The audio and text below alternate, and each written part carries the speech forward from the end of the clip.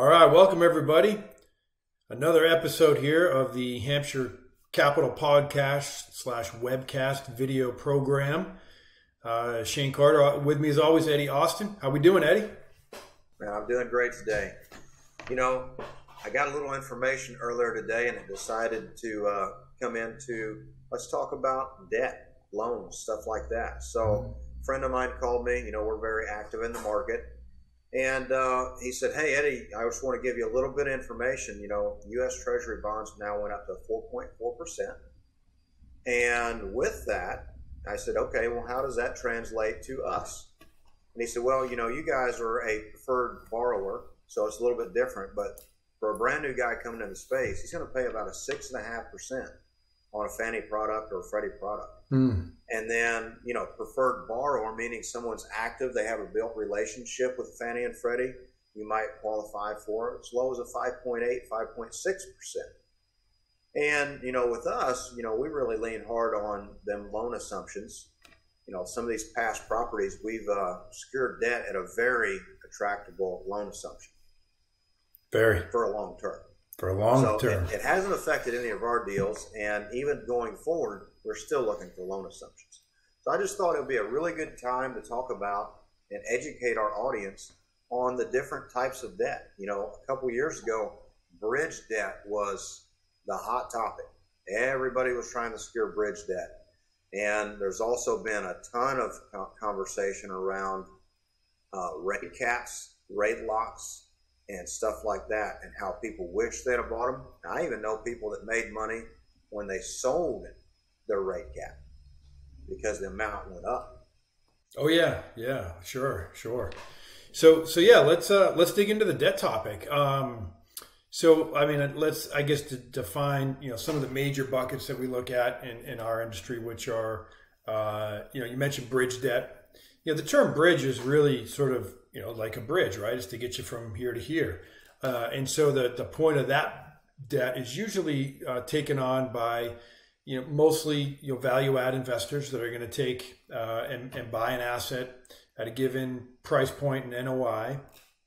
They're going to execute a value add program, inject CapEx. And so that bridge debt gets them from either a destabilized position, let's say they're less than 90% occupied or less than 85% occupied or something, where the agencies, which we'll talk about next, can't really put agency debt on it because it's not at the right occupancy level, hasn't been there for a period of 90 days or more, or there are other extenuating circumstances on the asset that preclude it from being able to go into that more stabilized debt product. So a bridge product gets you from a destabilized asset or an asset with a value add program into a stabilized asset with a rise in the interest rate and sort of rise in the NOI, I should say. Your bridge debt products are going to be more expensive. They're going to carry a higher spread over SOFR or over the 10-year T or whatever they're basing it off of, and that spread is really just how many basis points over the base rate is that lending institution going to charge for investing in that particular risk profile of that asset. Mm-hmm. And so, and also, yep. It seems like the most common bridge component to a loan type used to be a bridge to HUD, because HUD took such a long time to secure. Sure, 9 to 12 months. Yeah. And so it seemed like the most common was a bridge to HUD. And now we're seeing more of a bridge to agency. Mm-hmm. So people really started to use that debt product. Yeah, although I actually like the HUD product. How do you do? I think it has some people view it as some negative connotations relative to the minimum CapEx and sort of having to keep your property a certain way. Look, we want to keep our property that way anyway. So to me, that's not a negative. That's just par for the course. That's what we're trying to do anyway. Little known fact about some of the HUD debt products too. Unlike agencies, did you know, Eddie, that a HUD debt product, let's say you get a HUD debt today and let's say it's 6%, just for ease of communication, right? And that same agency, let's say you also can get a Fannie Freddie or agency product at 6%. Well, let's say it's a 5-year term on the agencies.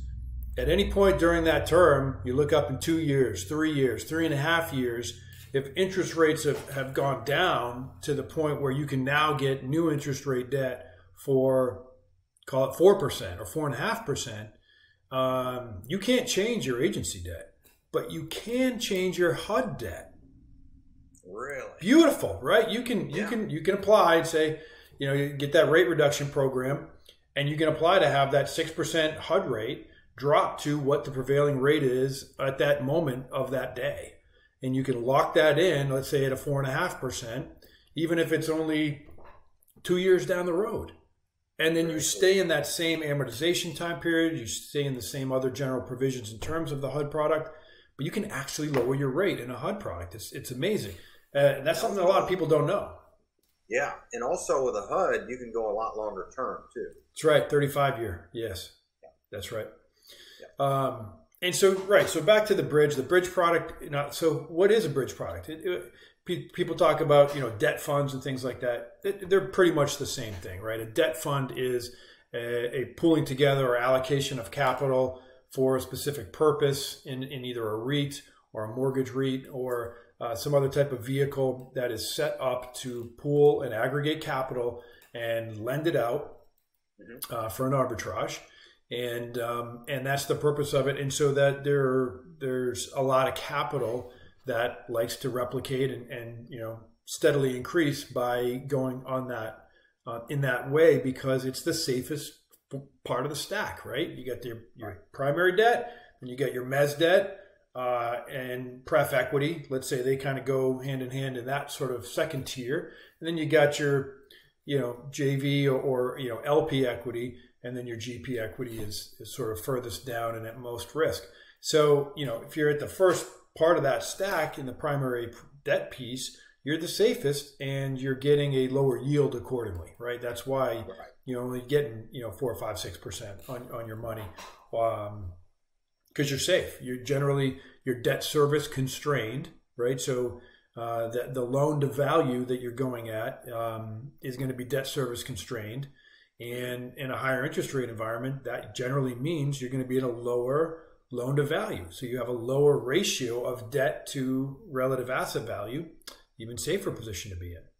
Yep, absolutely. So let's talk about agency debt. And before the end of this, let's talk about those rate caps and rate locks. So Sure. Agency debt. Yeah, agency debt, there's sort of the quasi-public or public-private entity, Fannie Mae and Freddie Mac. They're similar in terms of their protocols and their mandates, but they're different agencies, and they kind of compete for each other for business. Even though, again, they still have the overarching thesis of providing affordable interest in debt capital for affordable workforce and other housing in the United States, which most of our assets fall under that purview, right? Of providing quality, affordable housing for folks, which is a basic human right, basic human need. So the agencies, we could go on a wormhole on each one of these, right? We're we're just covering top level, but in general, they're backed. They have a little bit better rates in terms, generally speaking, than your debt funds or your bridge debt product.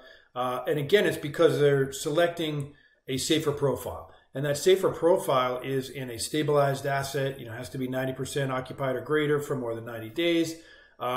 It's relatively, a low crime area or not too much crime, shall we say. There's a general upkeep in appearance and standard, not quite as stringent as HUD, but oftentimes certainly more stringent than bridge and debt funds, right?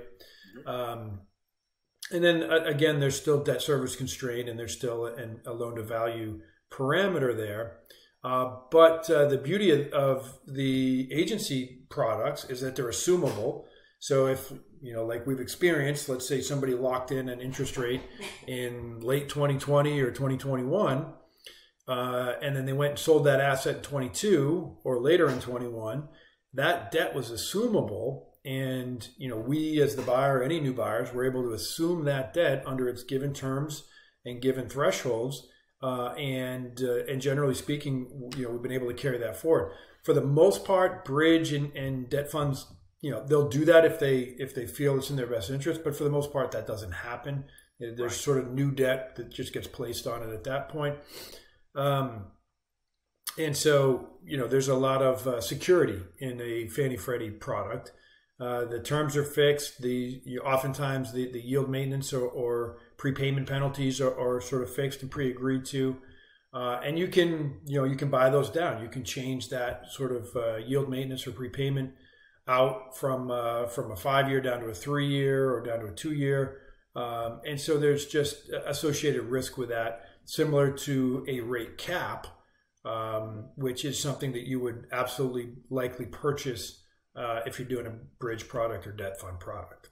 So what is a rate cap?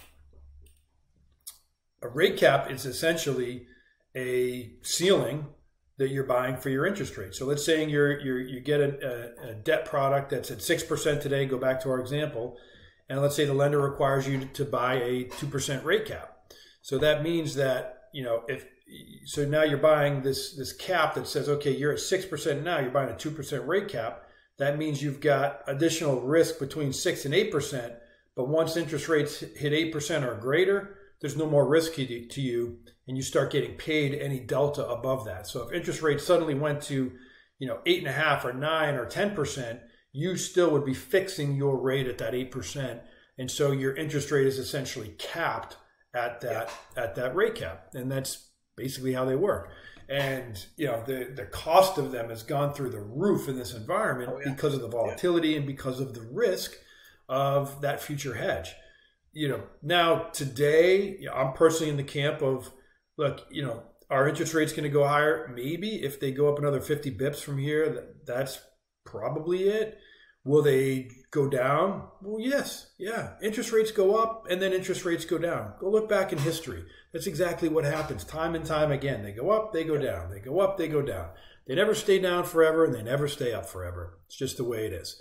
So I like the, going with like a Freddie float or some type of product like that, where there's a forward hedge into lowering interest rate environments, right? And so you still have to buy a rate cap, but you can negotiate buying a pretty high rate cap at this point, and then really allowing what if your interest rate payments went down every month because the interest rates that the floor that they were based off, let's say SOFR, right? What if SOFR started going down and your interest rates started going down accordingly, but meanwhile you underwrote for them to stay the same?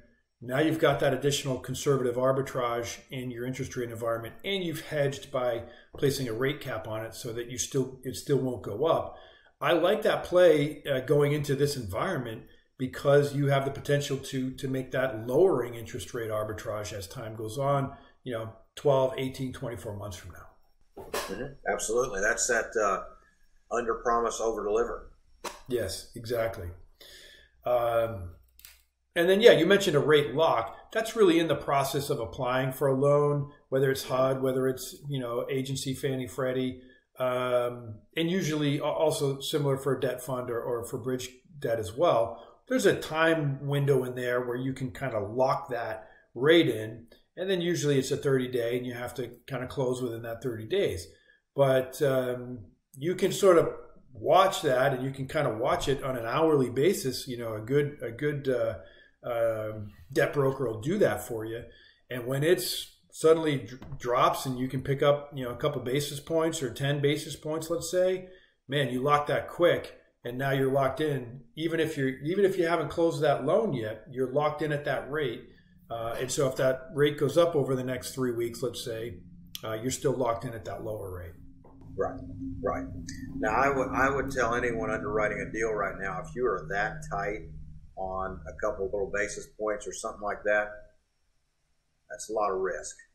Oh yeah, no. You're just doing that as a course of pragmatic business, but yeah, you're right. Your underwriting, a couple basis points really shouldn't matter in terms of your deal and how it performs and underwrites. But you still pick up those little nickels when you can. Oh Oh, absolutely. Yeah, for sure. Yeah. But just a safe bet and just what you should do. So again, all our listeners out there, if there's anything else you want us to do anything more on, go a little bit deeper on the subject. We didn't get to talk on institutional money that much. That's okay. I'm going to save that for another one because you can really go into that on the rabbit hole. But, first and foremost. Oh, man, we could have gone into each one of these in a rabbit hole, right? We really covered top level. We can kind of dig into each one of these on a future level and talk about, commercial mortgage-backed securities and how does that whole system work and how does that structured finance work. But I think we covered a good enough top level for today. Absolutely. Y'all have a great day, and thank you so much for the time, Shane. All righty. Thank you. We'll see you on the next one.